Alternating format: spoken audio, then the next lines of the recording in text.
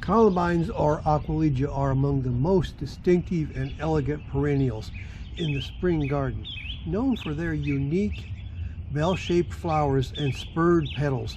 They bridge the gap between early spring bulbs and the lushness of early summer.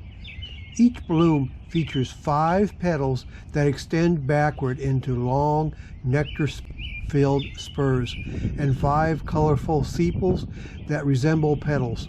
The leaves are delicate and fern-like and often appear in a soft blue-green hue. They stay long in the ground in a mounded shape while the flower stalks rise above.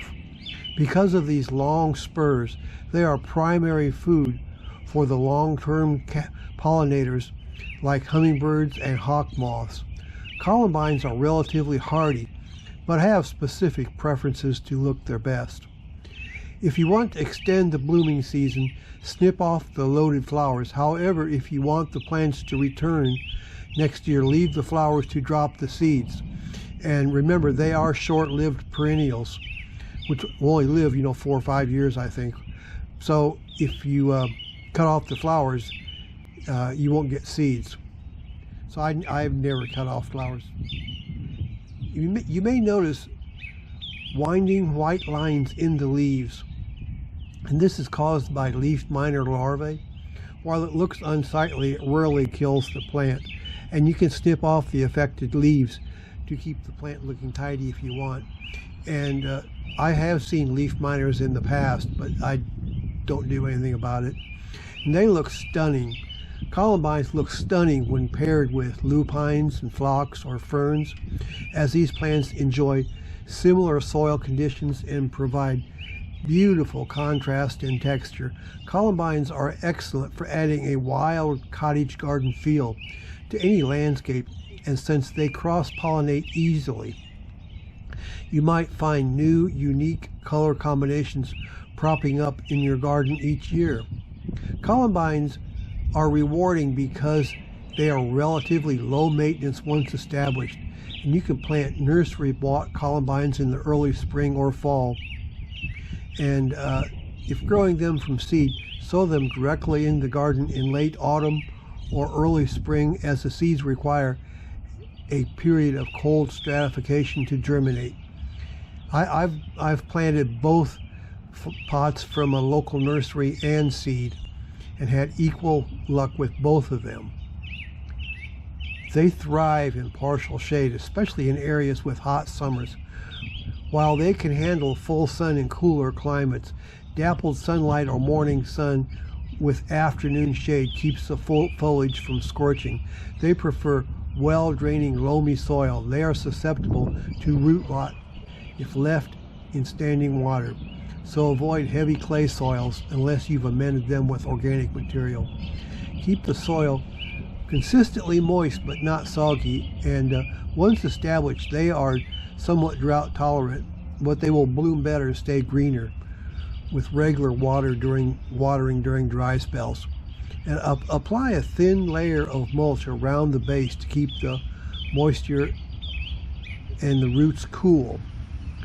They aren't heavy feeders, but a light application of balanced all-purpose fertilizer in the early spring is usually enough to jumpstart their growth. They keep the plant looking tidy and encourage a slightly longer bloom window. Snip off the spent flower stalks down to the base of the leaves. Columbines are short-lived perennials, meaning that an individual plant may only last 3 to 4 years. To ensure you always have them in your garden, allow the last blooms of the season to go and drop seeds naturally. After the flowering ends, the foliage can look a bit shabby, and you can cut the entire plant back to the ground if the leaves look spent. Often a new flush of foliage will emerge. I actually don't do anything with my flowers, or I don't cut the plant to the ground either. Leaf miners are the most common pests, and they create those light colored tunnels inside the leaves. And this only looks bad, but it doesn't seem to hurt them that much, and I've just more or less ignored them whenever I get them. If the leaves get a white dusty coating, it's likely mildew. Ensure good air circulation and try to water at the base of the plant rather than on the leaves. And that's one thing I've never had is mildewy, except on my peonies, they get mildewy.